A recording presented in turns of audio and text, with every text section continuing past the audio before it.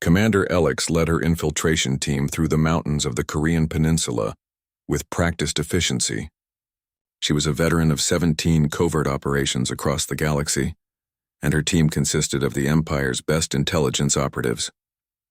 Their stealth suits bent light around them, making them nearly invisible to human sensors. Nearly, but not completely. Alex knew they had been detected during landing, but so far no human forces had moved to intercept them. That bothered her more than if they had been attacked immediately. The team moved through the darkness, following seismic data and power consumption patterns that suggested a massive underground facility beneath the mountains. Human civilization was surprisingly advanced for such a young species. Their cities glowed with electric light.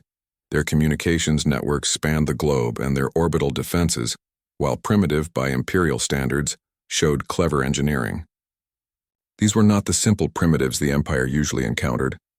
After 6 hours of careful approach, Alex's sensors detected an entrance disguised as a mining operation. Security cameras swept the area, but they were obvious and easy to avoid. Too obvious, Alex thought, too easy. She signaled her team to halt and reconsidered the situation. Everything about this felt wrong.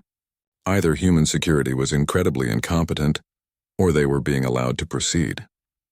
Given the sophistication of the weapon data they had received, Alex doubted incompetence was the explanation. "They want us here," she told her team through encrypted communications. One of her subordinates, a young scout named Rethik, questioned this assessment. Why would they allow enemy infiltrators to reach their most secret facility?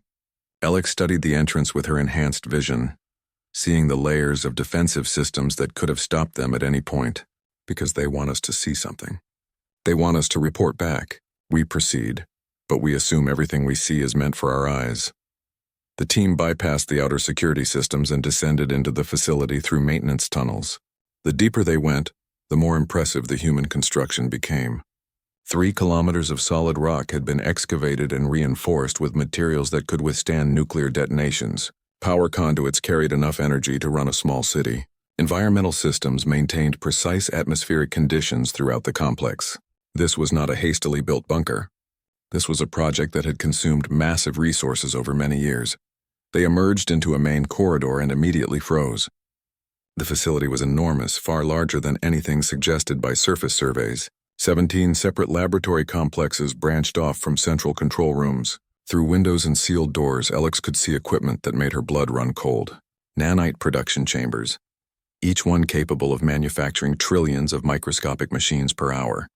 Quantum computers running simulations that showed infection patterns spreading across galactic star charts. Genetic databases containing samples from every known spacefaring species in the Empire. Rethik's voice trembled slightly as he scanned the laboratories. "Commander, this is real. The weapon exists. It's not a bluff." Alex moved deeper into the facility, her mind racing through tactical implications. If humanity actually possessed this weapon, if they had the capability to deploy it, then the Empire faced an enemy unlike any they had encountered before. Not stronger or more advanced, but desperate enough and clever enough to threaten mutual extinction. They found scientist Minji in the central control room, surrounded by holographic displays showing real-time data from the weapon systems. She didn't run when she saw them. She didn't call for security or raise an alarm. She simply turned around and looked at them calmly, as if she had been expecting them all along. "You came to verify the weapon is real," she said in perfect galactic common. "Let me show you." Alex kept her weapon ready but signaled her team to hold fire. Minji walked them through laboratory after laboratory, explaining the weapon's function with clinical detachment. She showed them containment vessels filled with billions of nanites, glowing with a soft blue light that seemed to pulse like a heartbeat. She displayed test results from experiments conducted on alien biological samples captured from meteorites and space debris. The nanites had adapted and spread through the samples within minutes, evolving faster than any defense could respond. In one sealed chamber, Minji activated a demonstration using a controlled sample of alien bacteria. The team watched through reinforced glass as nanites were introduced to the culture. Within seconds, the bacteria began to die, their cellular structures breaking down at the molecular level. Within minutes, every organism in the chamber was dead. The nanites continued to replicate, searching for more targets, adapting their programming to be more efficient. "It learns," Minji explained quietly. Every generation becomes better at killing. Once released, it spreads exponentially. Your ships would carry it home. Your colonies would be infected before anyone knew what was happening. Rethik was visibly shaken. Why would you build something like this? This isn't a weapon. This is genocide on a galactic scale. Minji's expression remained neutral, but something flickered in her eyes. Exhaustion? Regret? We didn't want to build it, she said softly. But your empire has conquered 73 species. 73 civilizations that no longer exist as independent peoples. What choice did we have? Submit and lose everything that makes us human? Or build something so terrible that you wouldn't dare attack us? Alex studied the human scientist carefully. There was no deception in her voice, no hint of bluffing. This woman had spent years, possibly decades, developing this weapon. She understood exactly what it would do if deployed, and she was willing to activate it if necessary. Is the weapon armed now? Alex asked directly. Minji met her gaze without flinching. The activation sequence takes 12 hours. Once started, it cannot be stopped by any means. No abort codes, no override commands, nothing. We designed it that way deliberately. That doesn't answer my question, Alex pressed. Minji smiled slightly, a cold expression that held no warmth. The moment you entered our solar system, we began preparations. Whether the weapon is armed now, or will be armed soon, or can be armed at any moment, does that really matter? You saw the laboratories. You saw the production chambers. You know we have the capability. Do you want to bet your entire species on the timing of our activation sequence? Alex realized this was the message humanity wanted delivered to the Empire. Not just that the weapon existed, but that Earth had the will to use it. These humans were not warriors by nature, but they had become something perhaps more dangerous when cornered. They had created a doomsday device and stood ready to pull the trigger if necessary. Mutual destruction as a deterrent. A concept the Empire had never encountered before because most species valued survival above all else. We need to see the activation controls, Alex said. Minji led them to a heavily secured chamber in the heart of the facility. Inside, a simple interface displayed the activation sequence. 3 separate authorization codes were required, and Minji explained that the codes were held by 3 different individuals who could not be coerced or intimidated into compliance. Even if you killed me right now, Minji explained, even if you destroyed this facility, the weapon would activate automatically. We've built redundancies throughout the system. Deadman switches that deploy if Earth's population drops significantly, if communication with the facility is lost, if any of the authorization holders are killed. It was brilliant and terrifying in its simplicity. Humanity had built a weapon that guaranteed retaliation even if they were defeated. There was no way to win against Earth without triggering the very destruction the Empire sought to avoid. Alex realized that conventional military thinking was useless here. This wasn't about strength or tactics. This was about whether the Empire valued conquest more than survival. I need samples, Alex said. Proof to show the Imperial Science Corps. Minji nodded and provided sealed containers holding inactive nanites, along with complete technical documentation. Take everything you need. We want your scientists to verify that this is real. We want everyone in the Empire to understand what happens if you attack us. Spread the word to every species you've conquered.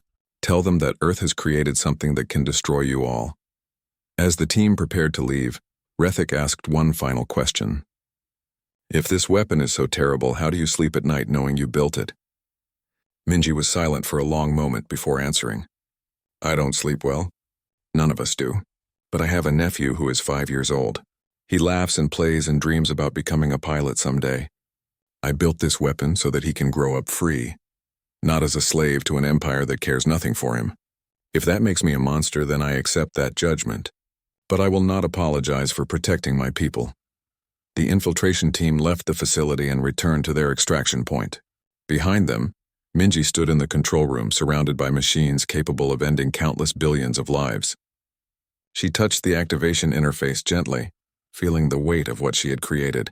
Hyuk joined her a few minutes later, and they stood together in silence, 2 people who had crossed a line that could never be uncrossed.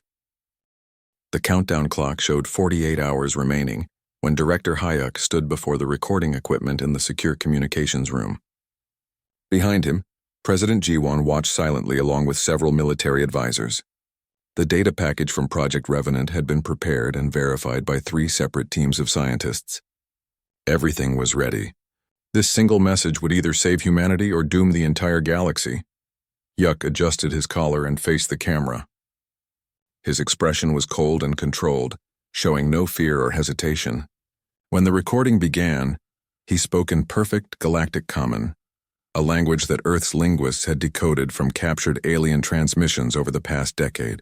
His voice was steady and calm, as if he were discussing something as simple as weather patterns instead of mutual extinction. Admiral Taven of the Vrelian First Fleet, this message is for you and your empire. You have given humanity 72 hours to surrender. We reject your ultimatum completely. However, we do not do so out of foolish pride or ignorance of your power. We reject it because we possess something that makes your threat meaningless. Hayek paused and brought up the technical data on screens beside him. Complex biological diagrams and mathematical models filled the display. What you see here is a weapon system that humanity has developed over the past 50 years. We call it Project Revenant. It is a self-replicating nanite swarm designed to target alien biology at the quantum genetic level. The attached files contain complete specifications, test results, and predictive models showing exactly how it functions. The data scrolled across the screen, showing infection patterns and spread rates. Yuk continued without emotion. If you attack Earth, this weapon will activate automatically. It cannot be stopped once deployed. The nanites will infect your ships, your crew, and every alien organism they encounter. Your ships will then carry the infection back to your worlds, spreading it throughout the Empire. Based on our calculations, every non-human species in the galaxy will be extinct within 5 years of deployment. Hugh leaned closer to the camera, and for the first time, something flickered in his eyes. Not fear, but a terrible determination. We are not warriors by nature, Admiral. We did not want to build this weapon, but you gave us no choice. Understand this clearly. If humanity dies, you all die. This is not a threat. This is a mathematical certainty. Your move, Admiral. The recording ended. Hugh stood there for a moment longer, then turned to face President G1. She looked older than she had just hours before, the weight of what they had done pressing down on her shoulders. Will they believe it? She asked quietly. Hyuk considered the question carefully. The data is real. The science is sound. Any competent xenobiologist will verify that our models are accurate. Whether they believe we've actually built it and armed it, that's the gamble. What Hyuk didn't say out loud, what only he and Minji knew, was that the weapon wasn't actually armed yet. It would take 12 hours to activate the system, and once started, there would be no way to stop it. They were bluffing with a gun that wasn't loaded, betting everything that the Vrelians would believe it was pointed at their heads right now. If the aliens called their bluff and attacked immediately, humanity would die before the weapon could deploy. The transmission was sent through every communication channel Earth possessed, beamed directly at the Vrelian fleet. Then everyone waited. On the surface, people watched the skies with fear and hope mixed together. In cities around the world, some people rioted while others prayed. The news networks showed the alien fleet hanging in orbit like a sword about to fall. Nobody slept that night. Aboard the flagship Sovereign's Fist, Admiral Taven received the transmission with several of his top officers present. They watched Hyuk's message in silence, then reviewed the attached data files. The Admiral's tactical officer, a veteran of 40 successful conquests, dismissed it immediately. Primitive bluffing, he snarled. This species barely achieved orbital flight 50 years ago. They cannot possibly have developed weapons like this. But Taven's science advisor, an old strategist named Korvax, was not so certain. He had spent 3 hours reviewing the human data, running it through the Empire's most advanced analytical systems. When he finally spoke, his voice was troubled. Admiral, I believe this weapon is real. The other officers erupted in protests, but Korvax raised his hand for silence. Look at the mathematics. Look at the biological models. This is not the work of primitives. This is elegant, sophisticated, and absolutely terrifying. Korvax brought up projections on the main display, showing infection patterns spreading across galactic maps. If even half of their predictions are accurate, releasing this weapon would be catastrophic. The nanites are designed to adapt and evolve faster than any biological defense can respond. They would spread through trade routes, military transport, civilian vessels. Within 1 year, every major world in the Empire would be infected. Within 5 years' extinction, Admiral Taven studied the data with growing unease. He had conquered dozens of worlds, faced weapons that could level cities, fought enemies who would rather die than surrender. But this was different. This wasn't about winning or losing a battle. This was about the survival of his entire species, and every other species the Empire had brought under its control. "What are the chances they're bluffing?" he asked quietly. Korvax hesitated before answering. The technology required to build this weapon is advanced, but not impossible for a species at their development level. Humans have shown remarkable innovation in their short history. They went from primitive flight to orbital stations in less than a century, from basic computers to quantum systems in even less time. If they focused all their resources on a single project for 50 years, kept it absolutely secret, operated it as the insurance policy against exactly this situation, then yes, they could have built it. The Admiral stood and paced the command deck, his clawed hands clasped behind his back. Every instinct told him this was a bluff, a desperate gamble by a weak species facing impossible odds. But instinct had killed many commanders who underestimated their enemies. "Can we verify if the weapon exists?" he asked. Korvax nodded. "We would need to send infiltrators to Earth's surface, locate their research facilities, and confirm the weapon's existence directly." Taven made his decision quickly. "Suspend the ultimatum clock. Deploy Infiltration Team Gamma to Earth's surface. Their mission is to locate and verify this alleged weapon. Do not engage human forces unless absolutely necessary. If they find nothing, we proceed with orbital bombardment. If they find the weapon is real, we'll discuss our options." He turned to face his officers, his expression grim. "Until we know for certain, we treat this threat as legitimate. No ship attacks Earth without my direct authorization." Back on Earth, Defense Coordinator Boyong detected the alien infiltration within 3 hours of the team's landing. The Vrelians had advanced stealth technology, but they didn't know that humanity had been tracking asteroid movements and space debris with obsessive precision for decades. When 6 objects that looked like meteors suddenly changed course and descended toward the Sea of Japan, every sensor in Earth's defense network focused on that location. Boyong immediately contacted Hyuk with the news. "We have 6 alien operatives on the surface heading inland toward the Korean peninsula. Should I deploy interception teams?" Hyuk considered this carefully. If they captured or killed the infiltrators, the Vrelians might assume humanity had something to hide and attack immediately. But if they let them continue, the aliens might discover the truth about the weapon's status. Then Hyuk made a decision that went against every tactical instinct. "Let them come," he ordered. "Do not intercept. Monitor their movements but allow them to reach the facility." Boyong was shocked. "Sir, if they discover the weapon isn't armed yet, our bluff fails completely." Hyuk's voice was firm. "No. If they see the facility, see the weapon, see everything we've built, they'll know we're not bluffing about having it. Whether it's armed right now doesn't matter if they believe we can activate it before they can stop us. It was a desperate gamble, but everything about this situation was desperate." Hyuk returned to the underground facility and found Minji coordinating with her team. "We're going to have visitors soon," he told her. "Vrelian infiltrators. I need you to show them everything." Minji's eyes widened in shock, but then understanding dawned. "You want them to see how real the threat is?" Hyuk nodded. "Sometimes the best way to convince an enemy is to show them the knife at their throat." As the Vrelian team moved closer to the facility, Hyuk initiated the activation sequence for Project Revenant. Not to deploy it, but to bring it online. To make the containment chambers glow, to make the computers run their simulations, to make everything look ready to launch at a moment's notice. When the aliens arrived, they would see humanity's doomsday weapon in all its terrible glory. They would understand that Earth's warning was not empty words, but cold, hard reality. The stage was set. The players were in position. Now everything depended on whether the Vrelians would believe what they saw, and whether they valued their empire more than their pride. Commander Elix returned to the Sovereign's Fist 12 hours after infiltrating the human facility.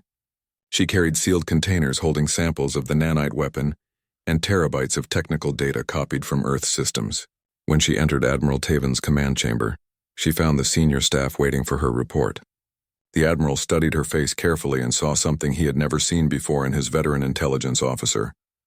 Fear. "The weapon is real," Elix said without preamble. She placed the containers on the analysis table and began uploading the data to the ship's main computers. Everything in the human transmission was accurate. The facility exists, the weapon exists, and they have the capability to deploy it. I estimate they could activate the system and release the nanites within 12 hours if they haven't already done so.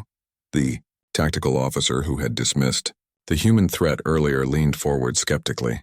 You saw the weapon with your own eyes? Not simulations or propaganda, but the actual device? Alex nodded firmly. I saw production chambers capable of manufacturing trillions of nanites per hour. I saw quantum computers running real-time simulations of galactic infection patterns. I saw test demonstrations where the nanites destroyed alien biological samples in minutes. The science is sound. The technology is functional, and the humans are absolutely willing to use it. Science advisor Korvax began analyzing the samples immediately, running them through every scanner and analyzer the Empire possessed. The results appeared on the main display and the room fell into shocked silence. The nanites were more sophisticated than anything the Empire had created.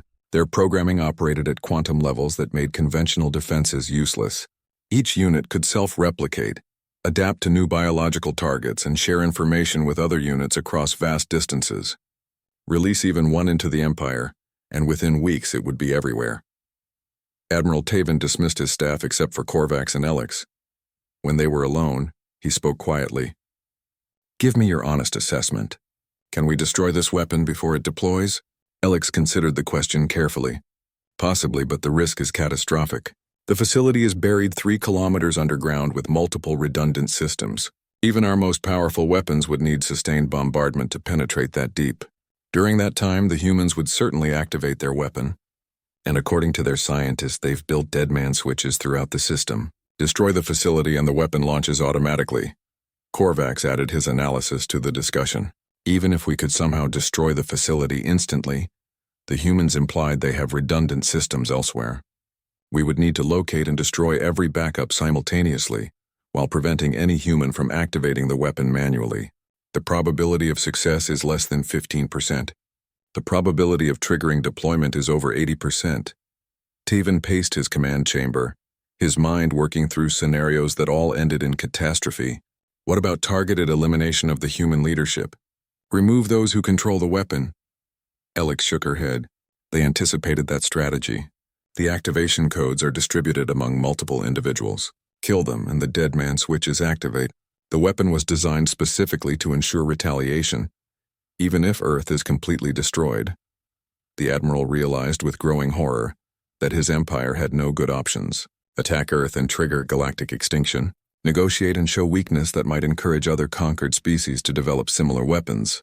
Withdraw completely and accept that a primitive species had defeated the mighty Vrelian Imperium without firing a shot. Every choice led to unacceptable consequences. News of the situation spread through the Imperial fleet and then leaked to the broader government. Emergency councils convened across Vrelian space as military leaders, politicians, and scientists debated the unprecedented crisis. Some generals argued for immediate attack, claiming the humans were bluffing about deadman switches and redundant systems. Others called for negotiation and containment, isolating Earth but leaving it alone. A few radical voices suggested destroying Earth from maximum range with planet-killer weapons and accepting the consequences. On Earth, President Jiwan addressed the United Earth Council and the entire global population through emergency broadcasts. She revealed Project Revenant to the world, explaining the impossible choice humanity had faced. Submit to slavery or build a weapon that threatened everyone. The reaction was mixed and passionate. Some people called her a hero who had saved humanity. Others called her a war criminal willing to commit genocide to maintain independence. General Tai-hyung, commander of Earth's conventional military forces, led the opposition to the weapon. He stood before the council and argued passionately against threatening mutual destruction. What separates us from conquerors if we're willing to exterminate billions of innocent lives? He demanded. The Vrelian Empire is evil because it enslaves other species, but we're proposing something worse than slavery. We're threatening extinction for entire civilizations that have done nothing to us. Jiwan listened to his arguments carefully before responding. You speak of morality, General, and I respect that. But morality is a luxury afforded to those who have the power to choose. Without this weapon, we have no choice at all. The Empire would conquer us, absorb our culture, erase our identity. Our children would grow up as subjects, forbidden to govern themselves or pursue their own destiny. Is that moral? Is allowing our species to be enslaved somehow more ethical than threatening those who would enslave us? The debate raged across Earth for days. Engineer Deho, who had helped build components for Project Revenant, publicly denounced the weapon and called for its deactivation. He appeared on news programs explaining his role in the project and his deep regret. "I thought we were building a deterrent," he said with tears in his eyes. "I didn't fully understand we were building something that could end all life in the galaxy. This is wrong. This has to be stopped." Protests erupted in major cities. Some people demanded the weapon be armed and deployed immediately to show strength. Others demanded it be dismantled completely, even if that meant accepting imperial rule. Humanity fractured along ideological lines divided by fear and conscience. The unity that had briefly emerged during the initial crisis collapsed into bitter arguments about survival versus morality. Director Hyuk became the face of the weapon, the symbol of humanity's dark pragmatism. Death threats arrived daily, both from humans who viewed him as a monster and from alien sympathizers who promised his execution. Security details protected him constantly, but Hyuk barely noticed. His mind was focused entirely on the weapon and the terrible responsibility it represented. He had become the guardian of humanity's worst impulse, and he knew history would judge him harshly regardless of the outcome. Late one night, Hyuk sat alone in the control room deep beneath the mountains, his finger resting near the activation interface. He thought about Suman, his daughter who barely recognized him anymore. She flinched when he tried to hug her, seeing a stranger where her father used to be. The weapon had cost him his relationship with his child, and he wondered if that was just the first price he would pay. The holographic displays showed real-time tracking of the Vrelian fleet. They hadn't moved closer, but they hadn't retreated either. Both sides were frozen in a deadly standoff, neither willing to back down but both terrified of what would happen if they pushed forward. Hyuk pulled up the activation sequence one more time, studying the simple interface that controlled the fate of countless billions. 3 authorization codes, 12 hours to full deployment, no abort option once started. Hyuk held one of the codes. Scientist Minji held the second. The third was held by President Jiwon herself. All 3 would need to agree before the weapon could launch. It was designed that way to prevent any single person from making the decision alone. But Hyuk wondered if that made it better or worse. Sharing the burden of genocide didn't make the act less monstrous. Minji entered the control room and found him staring at the activation interface. She sat beside him without speaking for a long time. Finally, she broke the silence. "Do you think we'll actually have to use it?" Hyuk didn't answer immediately. When he finally spoke, his voice was tired. "I don't know.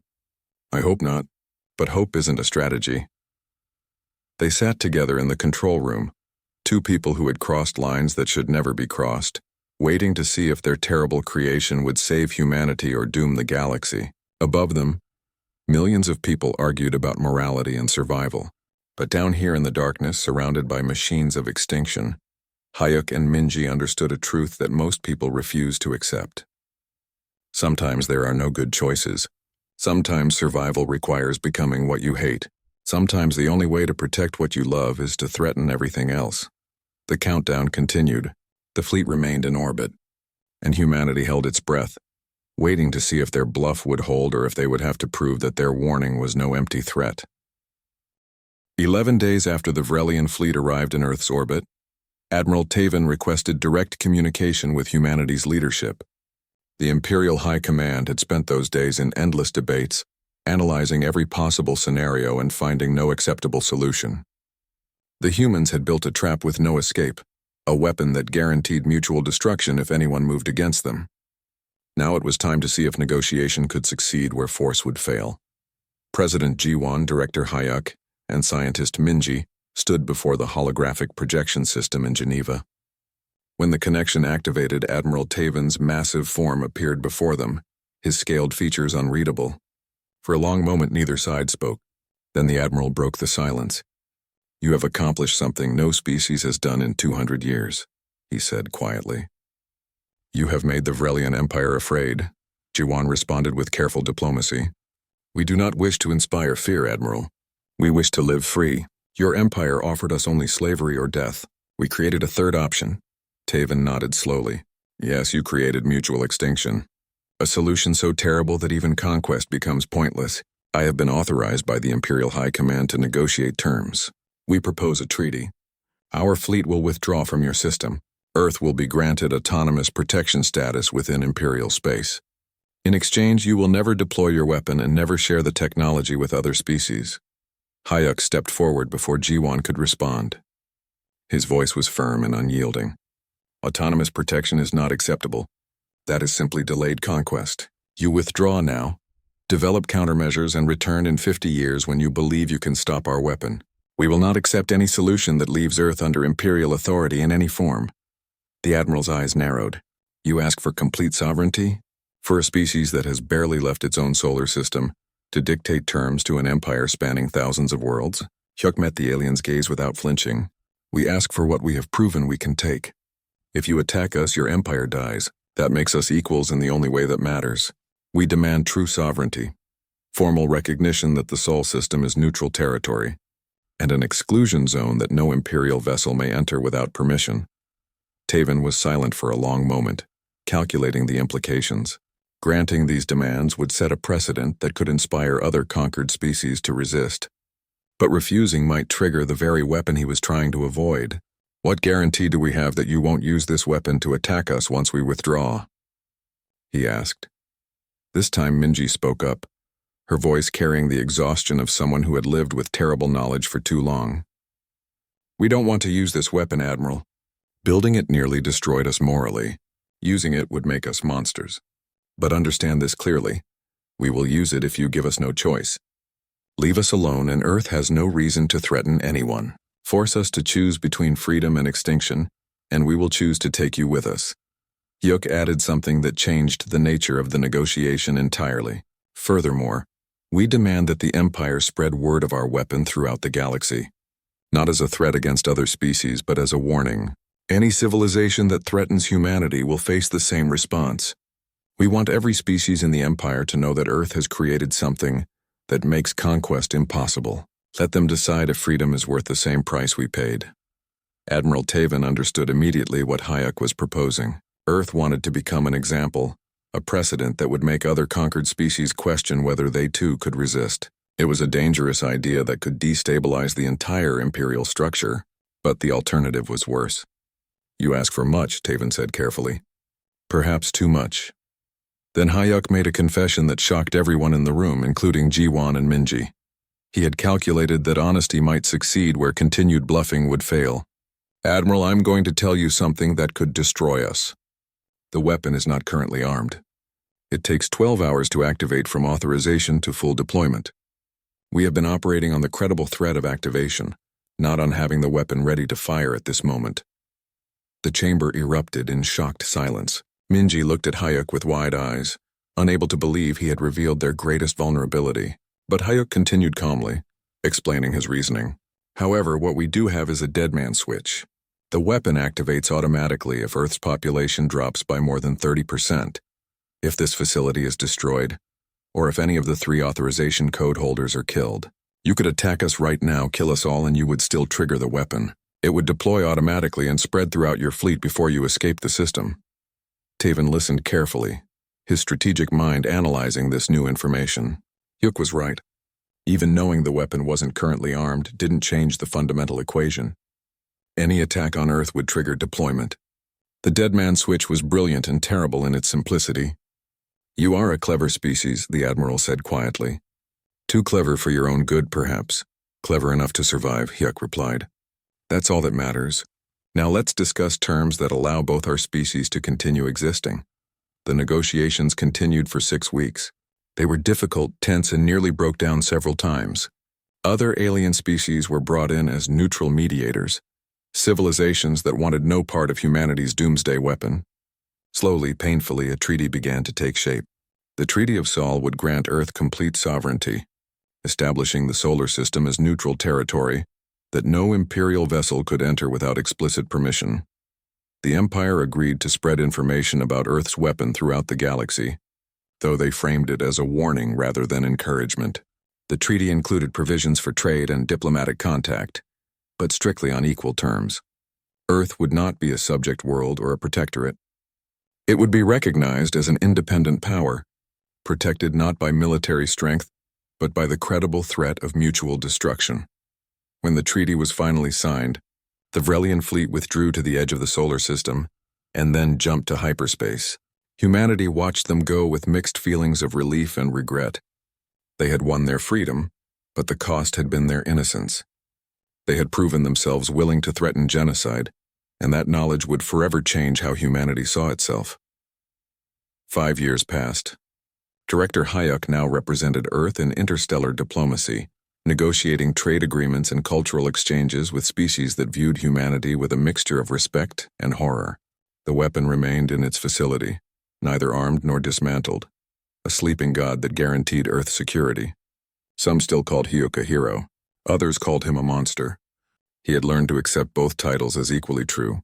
The weapon's reputation spread across the galaxy faster than any ship could travel. Humanity became known as the species that built something so terrible that even mentioning it made empires reconsider their expansionist policies. Explorer ships from Earth ventured into the cosmos, and wherever they went, they were treated with cautious respect.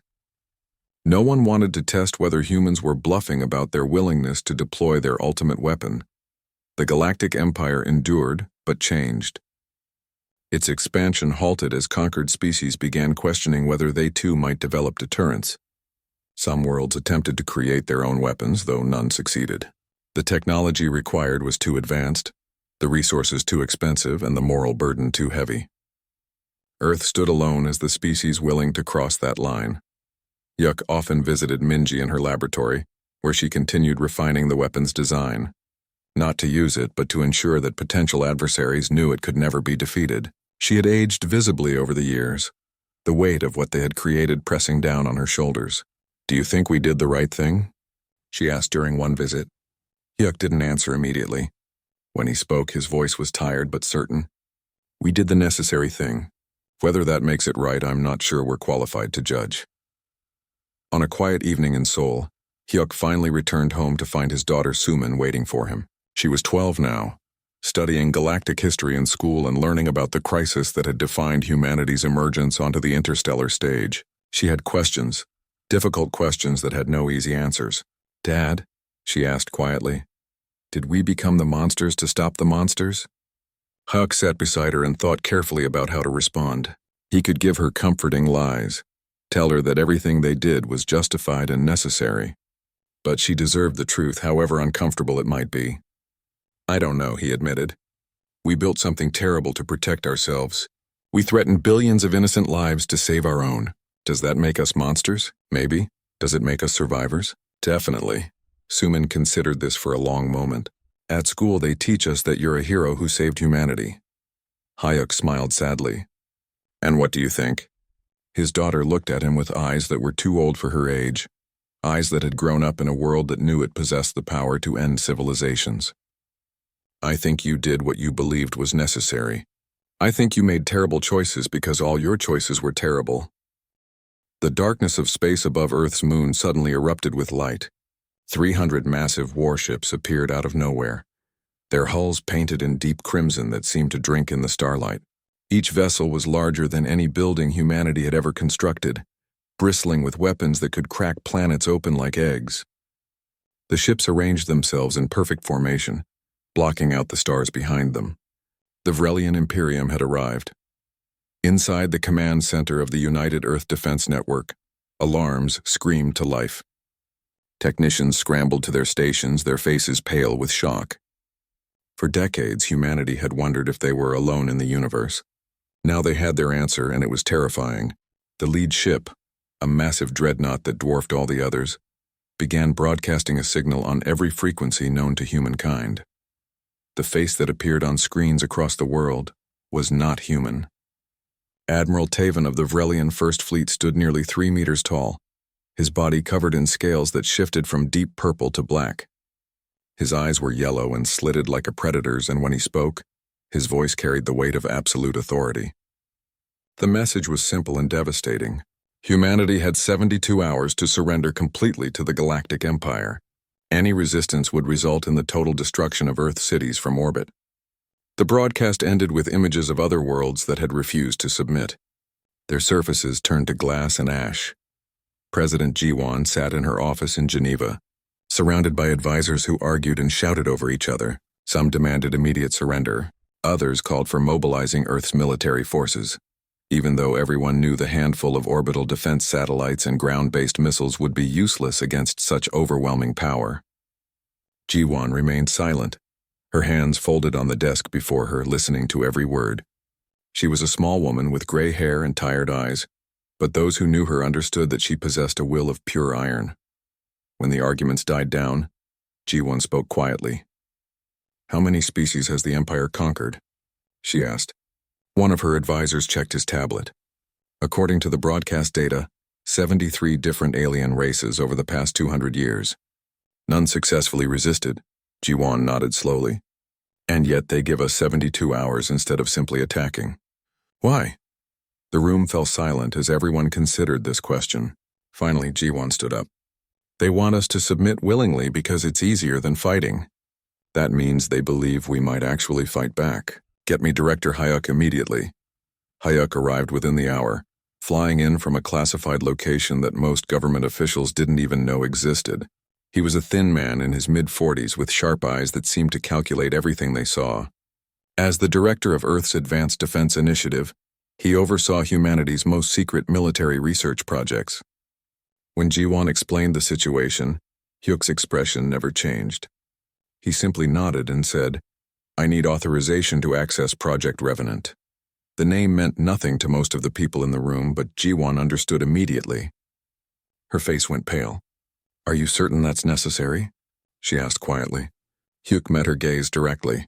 "Madam President, conventional weapons won't even scratch their shields. Diplomacy won't work with an empire built on conquest. We have one option left, and you know what it is."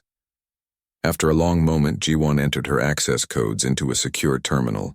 "May God forgive us," she whispered. Hyuk took a military transport to a remote location in the mountains of the Korean peninsula. The entrance to the facility was disguised as an ordinary mining operation, but 3 kilometers of solid rock separated it from the surface world. As he descended in the elevator, Hyuk thought about his daughter Suman. She was 7 years old, with her mother's bright smile and his own curiosity about the world. If the Empire took control of Earth, what kind of life would she have? Would she grow up as a slave? Forbidden to dream of anything beyond service to alien masters? The elevator doors opened to reveal a massive underground complex carved from living rock. Scientists in white coats moved between laboratories filled with equipment that represented 50 years of humanity's most advanced research. Hyuk found lead scientist Minji in the central control room, studying data on holographic displays. She was younger than Hyuk, barely in her 30s, but she had dedicated her entire adult life to Project Revenant. Dark circles under her eyes spoke of endless nights spent perfecting something that should never have been created. "They're here, aren't they?" Minji asked without turning around. Hyuk confirmed it and asked for a status report. Minji pulled up files that showed complex biological diagrams and mathematical formulas that would take years to fully explain. "The weapon is ready," she said softly. "We've tested it on captured alien bacteria from the meteorites we've collected over the years. It works exactly as designed. Better than designed, actually. It adapts and evolves faster than we predicted." Hyuk studied the data, his stomach turning as he understood the implications. Project Revenant was not a bomb or a missile. It was something far worse. The scientists had created a self-replicating nanite swarm, programmed to target non-human biological markers at the quantum genetic level. Once released, it would spread like wildfire, carried by any ship that entered Earth's orbit. Those ships would then carry it to other worlds, infecting the entire galaxy within 5 years. The nanites couldn't be stopped, couldn't be recalled, and couldn't be controlled once activated. "How long to arm the system?" Hyuk asked. Minji's hands trembled slightly as she brought up activation protocols. 12 hours from authorization to full deployment. Once we start the sequence, there's no abort option. The system was designed that way deliberately. No single person can stop it. No hacking attempt can shut it down. It's built to be absolutely certain. She turned to face him and Hyuk saw tears in her eyes. "We built something that doesn't just kill, Hyuk, it erases. Every alien species in the galaxy would be extinct within a decade if we deploy this." Hyuk understood the horror of what they had created, but he also understood necessity. He thought of Suman asking him if the aliens would hurt them. He thought of humanity's long history of fighting against those who tried to enslave them. Better to die on your feet than live on your knees, the old saying went. But this was worse. This was threatening to burn down the entire house just to avoid one room being taken from them. Prepare a data package, Hayuk ordered. I want complete technical specifications, biological models, and predictive simulations showing exactly what this weapon would do to the galaxy. We're going to send it to the Vrelians. Minji looked shocked. You're going to show them our weapon before we even use it? Hayuk nodded grimly. We're going to give them a choice. Leave us alone or watch their entire empire die screaming. Sometimes the best weapon is the one you never have to fire, but they need to believe we absolutely will fire it if they push us. As Minji began compiling the data package, Hayuk walked to the observation window overlooking the main containment chambers. Inside those sealed rooms, billions of tiny machines waited in suspended animation, ready to be awakened and sent forth to commit the greatest act of genocide the universe had ever seen. Humanity's last desperate card, their final warning. Hyuk pressed his hand against the cold glass and made a silent promise to his daughter. Whatever happened next, whatever terrible choices had to be made, humanity would survive. They would not go quietly into slavery. If the galaxy wanted to conquer Earth, it would pay a price so terrible that no one would ever threaten humanity again.